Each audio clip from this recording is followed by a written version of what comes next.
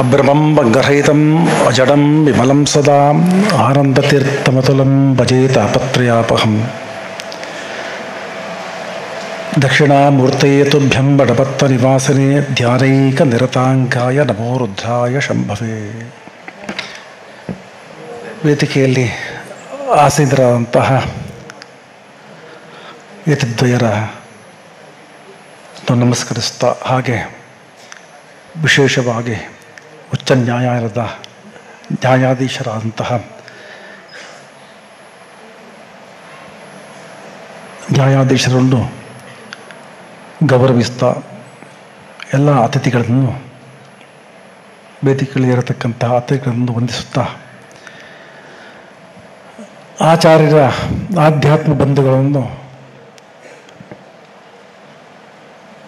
ಅಭಿನಂದಿಸುತ್ತಾ ಎರಡು ಮಾತು. ಯಾಕೆಂದರೆ ಆಚಾರ್ಯರ ಅನುಭವ ನಮ್ಮ ಪಿತೃಪಾದ ಸಮಾಧಾನಂತಹವರು, ಅವರ ವಯಸ್ಸಿಗೂ ನಮ್ಮ ವಯಸ್ಸಿಗೂ ಅಜಗಜಾಂತರ. ಆದರೆ ಕಳೆದ 35-40 ವರ್ಷಗಳಲ್ಲಿ ನನ್ನ ಜ್ಯೋತಿಷ್ಯ 12 ವರ್ಷ ಅಭ್ಯಾಸ ಮುಗಿದು ಆಚಾರ್ಯರ ಬರ್ತಾ ಇದ್ರು ನಮ್ಮ ಮನೆಗೆ ಒಡನಾಟ. ಆಚಾರ್ಯರ ವೈಶಿಷ್ಟ್ಯತೆ ಏನಂತಂದ್ರೆ, ನಾವು ತಿಳ್ಕೊಂಡಾಗೆ ಅವರು ಖಾಲಿ ವೇದಾಂತ ಶಾಸ್ತ್ರದಲ್ಲಿ ಅಥವಾ ಸಂಸ್ಕೃತ ಸಾಹಿತ್ಯ ಶಾಸ್ತ್ರದಲ್ಲಿ ಮಾತ್ರ ಅಲ್ಲ, ಅವರು ಯಾರಿಗೂ ಸಾಮಾನ್ಯ ಇಲ್ಲಿ ತಿಳಿದೇ ಇರತಕ್ಕಂತಹ ಒಂದು ಅದ್ಭುತ ಚಮತ್ಕಾರ ಅಂತಂದ್ರೆ, ಅವರು ಅತ್ಯದ್ಭುತ ಗಣಿತಜ್ಞ. ಎಲ್ಲಿವರೆಗೆ ಅಂತಂದ್ರೆ, ಒಂದು ತಿಥಿ ನಿರ್ಣಯ ಅಂತ ಒಂದು ಪ್ರಕರಣ ಗ್ರಂಥ ಉಂಟು. ಆ ಗ್ರಂಥ ವಿಶಿಷ್ಟ ಗ್ರಂಥ. ಅದು ಪ್ರತಿಯೊಂದು ಗ್ರಂಥಗಳಲ್ಲೂ ಒಂದು ಸಾಮಾನ್ಯ ನಿಯಮ ಉಂಟು. ಒಂದು ಮಂಗಳಾಚರಣೆ, ಮತ್ತೊಂದು ಅಂತ್ಯದ ಒಂದು ಶ್ಲೋಕ. ಈ ದೇವಾಲಯದಲ್ಲಿ ಎರಡು ಇಲ್ಲದೆ ಇರತಕ್ಕಂತಹ ಒಂದು ಗ್ರಂಥ. ಅದು ಏನೋ ಎಂದು ಮುಂದೆ ಯಾವುದು, ಎಲ್ಲಿಂದ ಪ್ರಾರಂಭ ಮಾಡಬೇಕು, ಎಲ್ಲಿಂದ ಅಂತ್ಯಗೊಳಿಸ್ಬೇಕು ಅಂತಾನೆ ಗೊತ್ತಿರುವಂತಹ ಒಂದು ಗ್ರಂಥ. ಅದು ತಿಥಿಗೆ ಸಂಬಂಧಪಟ್ಟಂತಹ ಒಂದು ಗ್ರಂಥ. ನೋಡಿ, ಆಚಾರ್ಯರ ಸಬ್ಜೆಕ್ಟೇ ಬೇರೆ. ಇದು 100% ಗಣಿತದ ಒಂದು ಏನಾದ್ರೂ ಒಂದು ಸ್ವಲ್ಪ ಜ್ಞಾನ ಇಲ್ಲ ಅಂತಂದ್ರೆ ಏನೂ ಗೊತ್ತಾಗೋದಿಲ್ಲ. ಆದರೆ ಆಚಾರ್ಯರ ಒಂದು ಉತ್ಸುಕತೆ ಎಷ್ಟು ಬಾರಿ ಆ ವಯಸ್ಸಲ್ಲಿ ನನ್ನನ್ನು ಹುರಿದುಂಬಿಸ್ತಾ ಇದ್ರು. ನಂಗೊಂದು ಮಾತು ಹೇಳ್ತಾ ಇದ್ರು, ನೋಡು ಮಾರಾಯ, ಅನ್ಯಾನಿ ಶಾಸ್ತ್ರಾನಿ ವಿನೋದ ಮಾತ್ರಂ ನತೇಶ ಕಿಂಚಿತ್ ದುವಿದೃಷ್ಟಮಸ್ತಿ ಚಿಕಿತ್ಸಿತ ಜ್ಯೋತಿಷ ತಂತ್ರವಾದಾ ಪದೇ ಪದೇ ಪ್ರತ್ಯಯ ಭಾವಹಂತಿ. ಇದು ಬಹಳ ಗೌರವದ ಮಾತದ್ದು. ಇದು ಖಾಲಿ ಜೋಕಲ್ಲ, ಅದು ಬಹಳ ಗೌರವದ ಮಾತು. ಪದೇ ಪದೇ ಚಿಕ್ಕಿದ ಜೀವನಕ್ಕೆ ಅವಶ್ಯಕತೆ ಇರುವಂತಹ 3 ಸಂಗತಿಗಳು ಪ್ರಾಯೋಗಿಕ ಏನಂತಂದ್ರೆ, ಒಂದು ಜ್ಯೋತಿಷ, ಒಂದು ತಾಂತ್ರಿಕ ವಿಚಾರ, ಒಂದು ಚಿಕಿತ್ಸಾ. ಇದು ಜೀವನದಲ್ಲಿ ನಿಮಗೆ ಯಾರ ಡಾಕ್ಟರ್ ಹೋಗಿ ಸ್ಕ್ಯಾನ್ ತೆಗಿತಾರೆ, ನೆಕ್ಸ್ಟ್ ರಿಪೋರ್ಟ್ ಬಂದಾಯಿತು, ಏನಂತ ಆಯಿತು, ದೇಹ ಪರೀಕ್ಷೆ ಮಾಡಿ ಆಯ್ತು, ಮತ್ತೆ ಕೊಟ್ಟಾಯಿತು. ಉತ್ತಮ ಜ್ಯೋತಿಷಿ ಹತ್ರ ಹೋಗಿ ಒಳ್ಳೆ ಶಾಸ್ತ್ರೀಯ ವಿಚಾರದಲ್ಲಿ ತಿಳ್ಕೊಂಡಿರ್ತಕ್ಕಂತಹ ಜ್ಯೋತಿಷಲ್ಲಿ ಹೋಗಿ ನಿಮ್ಮ ಗ್ರಹಗತಿಗಳಿಗೆ ಸರಿಯಾಗಿ ಕಾಲದ ಕಂಟಕವನ್ನು ಸೂಚಿಸ್ತಾರೆ, ಪರಿಹಾರ ಸೂಚಿಸ್ತಾರೆ, ಗುಣ ಆಯಿತು. ತಾಂತ್ರಿಕರು ಈಗಿನ ಒಂದು ತಾಂತ್ರಿಕತೆಯ ಒಂದು ಇಮೇಜ್ ಅನ್ನು ಬಿಟ್ಟುಬಿಡಿ, ಪ್ರಾಚೀನ ತಾಂತ್ರಿಕದ ವಿಚಾರದಲ್ಲಿ ಈಗಲೂ ಕೂಡ ಒಂದು ತಾಂತ್ರಿಕವಾಗಿ ಏನಾದರೂ ಒಂದು ನಮ್ಗೆ ಕೊಟ್ಟರೆ ಅದು ರಕ್ಷಣೆ ಕೊಡುವಂತಹ ಒಂದು ಅತ್ಯದ್ಭುತ ಒಂದು ಶಕ್ತಿ ಇತ್ತು. ಇದು ಜೀವನದಲ್ಲಿ ಆಗತಕ್ಕಂತಹ ಒಂದು ಸಂಗತಿಗಳು. ಇದು ಅವರು ಕೊಟ್ಟ ತಂಗ. ಆದ್ದರಿಂದ ನೀನು ಜ್ಯೋತಿಷ್ಯದಲ್ಲಿ ಅತ್ಯದ್ಭುತವಾದಂತಹ ಸಾಧನೆ ಮಾಡುವಂತ ಒಂದು ಮೊದಲಿನ ಇನ್ಸ್ಪಿರೇಷನ್ನೇ ನನಗೆ ಇವತ್ತು ಸ್ಫೂರ್ತಿ. ಆ ತಿಥಿಂಗಣ ಎಂಬಂತಹ ಗ್ರಂಥ ಲಂಕೋದಯಮಾನ ಅಂದ್ರೆ, ಇಡೀ ನಮ್ಮ ಸಾಮಾನ್ಯ ಪ್ರಾಚೀನ ಪದ್ಧತಿಯಲ್ಲಿ ಗಣಿತಗಳಲ್ಲಿ ಒಂದು ಇವತ್ತು ಇಂಥ ವಾರ, ಇವಾಗ ಇಷ್ಟು ಗಂಟೆ, ಇವಾಗ ಇವತ್ತು ಇಷ್ಟ ತಿಥಿ, ಇಂತಹ ಗ್ರಹಣ ಸಂಭವನೀಯ ಗಳಿಗೆಯನ್ನು ಮಾಡುವಂತಹ ಒಂದು ಗ್ರಂಥ. ಇದನ್ನು ನಾನು ಆಚಾರ್ಯರು ಸಾಮಾನ್ಯ ಒಂದು 2 ತಿಂಗಳ ಕಾಲ ಗಣಿತವನ್ನು ಅಭ್ಯಾಸ ಮಾಡಿ, ಗಣಿತದ ಅತ್ಯದ್ಭುತ, ನನಗೂ ಆಗದಂತಹ ಒಂದು ಅತ್ಯದ್ಭುತ ಗಣಿತ ಅವರದ್ದು ಕ್ಯಾಲ್ಕುಲೇಷನ್. ನಾನು 10+2+3 ಅಂತ 15 ಅಂತ ಹೋಗುವಾಗ ಅವರು 25 ಹೋಗಿ ಆಗ್ತಿದೆ. ಅಷ್ಟು ಒಂದು ಗಣಿತದ ಒಂದು ಅಂತಹ ಗಣಿತ ತಿಥಿಸ್ಫೋಟವನ್ನು ಇಂದಿಗೆ ಸಮರ್ಥವಾಗಿ ಅವರು ಮಾಡಿದ್ದಾರೆ. ಇದು ಯಾರಿಗೂ ವಿಚಾರ ಗೊತ್ತಿಲ್ಲ, ಏನೋ ಅಲ್ಪ ಸ್ವಲ್ಪ ಬರಬಹುದು. ಇದು ನಾವು ಪ್ರಾಯೋಗಿಕವಾಗಿ ಆಚಾರ್ಯರ ಒಟ್ಟಿಗೆ ಇದ್ದು ಆದಂತಹ ಒಂದು ಅನುಭವ. ಆವಾಗಲೇ ನನಗೆ ಗೊತ್ತಾಯಿತು, ಆಚಾರ್ಯರು ವೇದಾಂತ ಮಾತ್ರ ಅಲ್ಲ, ಅವರು ದೊಡ್ಡ ಗಣಿತಜ್ಞರು ಅಂತ. ಹೀಗೆ ಆಚಾರ್ಯರು ಬಹಳ ನಮ್ಮೊಂದಿಗೆ, ನಮ್ಮ ತೀರ್ಥರೂಪದೊಂದಿಗೆ ಒಡನಾಟ, ಅದು ಬಾಲ್ಯದ ಸ್ನೇಹಿತ, ಅವರ ವಿದ್ಯಾರ್ಥಿ ಜೀವನ, ಅದನ್ನು ತುಂಬ ಹಂಚಿಕೊಳ್ತಾ ಇದ್ರು. ಅವರ ಮುಗ್ಧತೆ, ಅವರ ಒಂದು ಸ್ನೇಹ, ಅವರ ಒಂದು ಪ್ರೀತಿ ಅಂತಂದ್ರೆ ಆ ಪ್ರೀತಿಯ ಅರ್ಥ ಅವರ ಒಂದು ಅನುಭವದಲ್ಲಿ ಗೊತ್ತಾಗ್ತದೆ. ಇನ್ನು ಶಾಸ್ತ್ರದ ವಿಚಾರದಲ್ಲಿ ಅವರು ಒಂದು ಶಬ್ದದ ಭಂಡಾರ. ಸಾಮಾನ್ಯ ಯಾವ ಮೇದಿನಿ ಕೋಶವಾಗಲಿ ಅಥವಾ ಶಬ್ದಾರ್ಥ ಕಲ್ಪದ್ರುಮಗಳಾಗಲಿ ಅಲ್ಲಿ ಇಲ್ಲದೆ ಇರತಕ್ಕಂತಹ ಒಂದು ಅರ್ಥಗಳನ್ನು ಅತ್ಯದ್ಭುತ ಸುಂದರವಾಗಿ ಹೇಳುವಂತಹ ಪರಿ ಒಂದು ಹೇಳ್ತಾನೆ. ನಮ್ಮ ಜ್ಯೋತಿಷ್ ಶಾಸ್ತ್ರದಲ್ಲಿ ಒಂದು ಪಂಚಮಹಾಯೋಗಗಳು ಅಂತ ಉಂಟು. ಅದರಲ್ಲಿ 2ನೇದು ಭದ್ರಕ ಯೋಗ ಅಂತ. ಬಹಳ ಒಳ್ಳೆಯ ಯೋಗಗಳು. ಆಯುಷ್ಮಾನ್ ಸಕುಷಾಗ್ರ ಬುದ್ಧಿರಮಲೋ ವಿದ್ವಜ್ಜನಶ್ಲಾಕಿತೋ ಭೂಪೋ ಭದ್ರಕ ಯೋಗಜಃ ಅತಿದಿಭವಃ ಆಸ್ಥಾನ ಕೋಲಾಹಲ ಅಂತ ಉಂಟು. ನನಗೊಂದು ಇಲ್ಲಿ ದೊಡ್ಡ ಸಮಸ್ಯೆ ಏನಂತಂದ್ರೆ, ಬಾಕಿಯೆಲ್ಲ ಫಲಗಳು ಜೀವನದಲ್ಲಿ ಒಂದು ಉತ್ತುಂಗಕ್ಕೆ ಏರಿಸ್ತಕ್ಕಂತಹ ಸೂಚನೆ ಕೊಡತಕ್ಕಂತಹ ಫಲಗಳು ಇರುವಾಗ ಕಡೆಯ ಒಂದು ಫಲ ಕೋಲಾಹಲ ಅಂತ ಉಂಟು.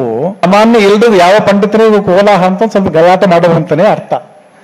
ಆಸ್ಥಾನ ಕೋಲಾಹಲ ಅಂತಂದ್ರೆ ಇಂಥ ಒಂದು ಪಂಚಮಹಾಯೋಗದಲ್ಲಿ ಇರತಕ್ಕಂತಹ ವ್ಯಕ್ತಿ ಆಸ್ಥಾನದಲ್ಲಿ ಕೋಲಾಹಲ ಮಾಡ್ಲಿಕ್ಕೆ ಸಾಧ್ಯ ಉಂಟಾ? ಅದು ಆ ಒಂದು ಶಬ್ದ ತುಂಬ ಪಂಡಿತರ ಹತ್ರ ಕೇಳಿದೆ, ನನಗೂ ಬಹಳ ಕನ್ಫ್ಯೂಷನ್ ಆಯಿತು. ತುಂಬ ಜನ ಕೇಳಿದಾಗ ಅವರು ಇದನ್ನೇ ಅರ್ಥವನ್ನು ಹೇಳಿದ್ರು, ಇಲ್ಲ ಸ್ವಲ್ಪ ಗಲಾಟೆ ಮಾಡುವ ಅಂತ. ಅದಕ್ಕೆ ಬಹಳ ಸುಂದರವಾದಂತಹ ಅರ್ಥ ಆಚಾರ್ಯ ಕೊಟ್ಟರು. ಕೋಲಾಹಲ ಅಂತಂದ್ರೆ ಸಂಭ್ರಮಯುಕ್ತ ಪುರುಷ ಅಂತ ಕೊಟ್ಟು ನೋಡಿ. ಎಂತೂ ಅದ್ಭುತ. ಒಂದು ಸಭೆಗೆ ಅವ ಬಂದ್ರೆ, ಒಂದು ಸಭಾ ಅಂತಹ ವ್ಯಕ್ತಿ ಒಂದು ಸಭೆಗೆ ಬಂದ್ರೆ ಸಾಕು. ಈಗ ನಮ್ಮ ಜಡ್ಜ್ ಸಾಹೇಬರು ಬಂದಲ್ಲ, ಆ ಥರ ಮೋಸ್ಟ್ಲಿ ಅವರ ಯೋಗದಲ್ಲಿ ಭದ್ರಕ ಯೋಗ ಇರಬೇಕು. ಯಾಕಂದ್ರೆ ಆ ವಚ ಸ್ಕಾಲಿತ್ಯ ವಚ ಒಂದು ಪ್ರೌಢಿಮತೆ ಬರೋದು ಆ ಯೋಗದಿಂದ. ನಾನು ನೋಡ್ಲಿಲ್ಲ ಅವ್ರದ್ದು ಜಾತಕ, ಹೇಳಿದ್ದು, ಆದ್ರೆ ಅವರೇ ಸಾಕ್ಷಿ ಇರಬಹುದು. ಯಾಕಂದ್ರೆ ಅಂತಹ ಒಂದು ಯೋಗ ಪುರುಷ ಉಳ್ಳಂತೂ ನಾವು ಸಭೆಗೆ ಬಂದ್ರೆ ಕೋಲಾಹಲ ಮಾಡ್ತಾನೆ. ಈಗ ಇವ್ರನ್ನು ಗಲಾಟೆ ಮಾಡಿದಾರಂತ ಯಾರಾದ್ರೂ ನೀವು ಹೇಳ್ತೀರಾ? ಈ ಸಭೆಗೆ ಒಂದು ಸಂಭ್ರಮನೇ ಆಯ್ತಲ್ವಾ? ಆ ರೀತಿಯಾಗಿ ಆಚಾರ್ಯರು ಟ್ರೆಸರ್ ಆಫ್ ವರ್ಡ್ಸ್ ಅವರಲ್ಲಿ ಇಲ್ಲದೆ, ಯಾಕಂದ್ರೆ ಯಾವುದೇ ಶಬ್ದ ಕೊಡಿರಿ ನೀವು, ಲೌಕಿಕ ಆಗಲಿ, ಪಾರ್ಸಿ ಆಗಲಿ, ಇಂಗ್ಲಿಷ್ ಆಗಲಿ, ಇದಾಗಲಿ ಯಾವುದೇ ಕೊಡಿರಿ, ಅದಕ್ಕೆ ಸಂಸ್ಕೃತದಲ್ಲಿ ಅರ್ಥ ಹೇಳ್ತಾರೆ. ಅದು ಒಂದು ಅತ್ಯದ್ಭುತ ಕೋಶ. ಅಂತಹ ಕೋಶ ಮೇದಿನಿ ಕೋಶವೂ ಇಲ್ಲ, ಶಬ್ದಾರ್ಥ ಕಲ್ಪದ್ರುಮನೂ ಇಲ್ಲ. ಅಂತಹ ಒಂದು ಆಚಾರ್ಯರ ಒಂದು ವಿಶಿಷ್ಟತೆ. ಇನ್ನು ಎಲ್ಲ ಅನುಭವಾತ್ಮಕ ವಿಚಾರಗಳನ್ನೆಲ್ಲ ನಮ್ಮ ಶಿಶಾನಂದ ಆಚಾರ್ಯರು ಬಹಳ ಉತ್ತಮ ರೀತಿಯಾಗಿ ನಮಗೆ ಮನಸ್ಸು, ಅವರ ನೀತಿಯನ್ನು ನಮ್ಮ ಜೀವನದಲ್ಲಿ ಹೇಗೆ ಪ್ರಾಯೋಗಿಸಬೇಕಂತ, ಬೆಣ್ಣೆಯಲ್ಲಿ ಇದು ತುಪ್ಪ ಬಂದಾಗೆ ನಮಗೆಲ್ಲ ಕೊಟ್ಟರು. ಬಹಳ ಸಂತೋಷ. ಆದರೆ ಇವತ್ತು ಒಂದು ಅಕ್ಕ ಹೇಳಿದ್ಲು, ನಮ್ಮ ಆಡಿಯನ್ಸ್ ಭಾರಿ ಇವತ್ತು ಕಮ್ಮಿ, ಏನಿಲ್ಲ ಅಂತ. ನಾನು ಅದಕ್ಕೆ ಹೇಳಿದೆ, ಯಾಕೇನಲ್ಲ ಇವತ್ತು ಮಹಾ ಅಮಾವಾಸ್ಯೆ, ಎಲ್ಲ ಪಿತೃಪಕ್ಷ ತರ್ಪಣ ಕೊಡುವವರಿದ್ದಾರೆ ಅಂತ. ಒಂದು ಶಾಸ್ತ್ರದಲ್ಲಿ ಒಳ್ಳೆ ಮಾತುಂಟು, ಜನಿತಾಚ ಉಪನೀತಾಚ ಯಶ್ಚ ವಿದ್ಯಾಂ ಪ್ರಯಚ್ಛತಿ ಅನ್ನದಾತ ಭಯತ್ರಾತ ಪಂಚೈತೆ ಪಿತರ ಸ್ಮೃತ. 5 ಜನ ತಂದೆ. ಅದರಲ್ಲಿ ವಿಶೇಷವಾಗಿ ವಿದ್ಯೆಯನ್ನು ಯಾರು ಕೊಡ್ತಾರೋ ಅವನು ಕೂಡ ಒಂದು ತಂದೆ ಅಂತ ಹೇಳ್ತಾರೆ. ಈ ಪಿತೃಪಕ್ಷದ ಅಮಾವಾಸ್ಯೆ ದಿನ ವಿಶೇಷ ಏನಂತಂದ್ರೆ ನಮ್ಮ ಋಣ ವಿಮೋಚನೆ ಮಾಡತಕ್ಕಂತಹ ದೊಡ್ಡ ಒಂದು ದಿವಸ, ಅತ್ಯದ್ಭುತ ದಿವಸ ಅದು. ಈ ಗ್ರಾಟಿಟ್ಯೂಡ್ ಎಂಬುದು ಉಂಟಲ್ವಾ, ನಮ್ಮ ಸಂಸ್ಕೃತಿಯ ದೊಡ್ಡ ಪ್ರತೀಕ. ಆ ಶಾಸ್ತ್ರದಲ್ಲಿ ಹೇಳ್ತಾರೆ, ಕೃತಜ್ಞತೆ ಯಾರಿಗೆ ಇಲ್ವೋ, ಯಾವ ಚಂದ್ರ ದಿವಾಕರು ಸೂರ್ಯಚಂದ್ರ ಇರುವ ತನಕ ಅವನ ನರಕದಲ್ಲಿ ಬೀಳ್ತಾನೆ ಅಂತ ಹೇಳ್ತಾರೆ. ಹಾಗಾದ್ರೆ ಇವತ್ತು ಕೃತಜ್ಞತೆ ಅಂತಂದ್ರೆ ಅವರನ್ನು ಸ್ಮರಣೆ ಮಾಡಿಕೊಂಡು ಅವರು ಮಾಡಿದಂತಹ ಮಹತ್ವೋಪಕಾರ ಅದನ್ನು ನಾನು ಅವರಿಗೆ ಹಿಂದಿರಿಸ್ಕೊಡೋದು ರಿಟರ್ನ್ ಡೇ ಅಂತ ಲೆಕ್ಕ. ಇವತ್ತು ಪಿತೃ ಶಬ್ದ ಅಂತಂದ್ರೆ ಪಾಪಾನೆ ಅಂತ, ಸಾರಿ ರಕ್ಷಣೆ ಅಂತ, ಪಾತೀತಿ ಪಿತಾ ಅಂತ, ರಕ್ಷಣೆ ಮಾಡುವವನು ಅಂತ. ನಾವು ಎಲ್ಲಿಯೋ ಜೀವನದಲ್ಲಿ ಎಲ್ಲಿಯೋ ಹೋಗ್ತಾ ಇದ್ದೇವೆ, ದಾರಿ ಗೊತ್ತಿಲ್ಲ. ಅಂತಹ ಒಂದು ಬೌದ್ಧಿಕ ಜ್ಞಾನವನ್ನು ಕೊಟ್ಟು ನಮಗೆ ಸರಿದಾರಿಯನ್ನು ತೋರಿಸಿದವರು ನಮ್ಮ ಆಚಾರ್ಯರು. ಅಂತಹ ದಿನ ಇವತ್ತು ನಾವು ಏನು ಅವನ ಬಗ್ಗೆ ಚಿಂತನೆ ಮಾಡ್ತೇವೆ, ಅದೇ ತರ್ಪಣ. ಅದು ಕೂಡ ವಿಶಿಷ್ಟವಾಗಿ ಎಲ್ಲಿ ಮಾಡಿದ್ದೇವೆ ಅಂತಂದ್ರೆ, ಯಾಕಂದ್ರೆ ದೇಶೇ ಪಾತೇಚ ಯದ್ದಾನಂ ದತ್ತಂ, ಅದು ಅಕ್ಷಯಂ ಫಲಂ ಅಂತ. ಅದು ಕೂಡ ಜ್ಞಾನದ ಸಂಕೇತವಾಗಿರತಕ್ಕಂತಹ ಇದು ರಾಮಕೃಷ್ಣಾಶ್ರಮ ಮಠ. ಇದು ಇಲ್ಲಿ ಪ್ರತಿಯೊಂದು ಕಲ್ಲು ಒಂದು ಗೋಡೆಗೂ ಒಂದು ಮರದ ಎಲೆಗೂ ಕೂಡ ಜ್ಞಾನ ತುಂಬಿ ತುಳುಕಾಡ್ತಾ ಉಂಟಿಲ್ಲಿ. ಅಂತಹ ಈ ಒಂದು ದೇಶ. ಅದಕ್ಕೂ ಪ್ರತಿಯೊಂದು ಕರ್ಮ ಮಾಡುವಾಗಲೂ ಸಾಕ್ಷಿ ಬೇಕು. ವಿಷ್ಣು ವೈಷ್ಣವ ಸನ್ನಿಧೋ ಅಂತ ಯತಿದ್ವಯರ ನಮಗೆ ಒಂದು ಸಾಕ್ಷಿಗಿಂತ ಯತಿದ್ವಯರ ಒಂದು ಮಾರ್ಗದರ್ಶನದಲ್ಲಿ ಅದಕ್ಕಿಂತ ಮೇಲೆ ಬೇಕಾ? ಇನ್ನು ಮುಖ್ಯವಾಗಿ ಸಾಕ್ಷಿ ಬೇಕು ಅಂತ. ಸಾಕ್ಷಿಗೆ ಮುಖ್ಯವಾಗಿ ನಮ್ಮ ನ್ಯಾಯಾಧೀಶರೇ ಒಂದು ಕೂತ್ಕೊಂಡಿದ್ದಾರೆ.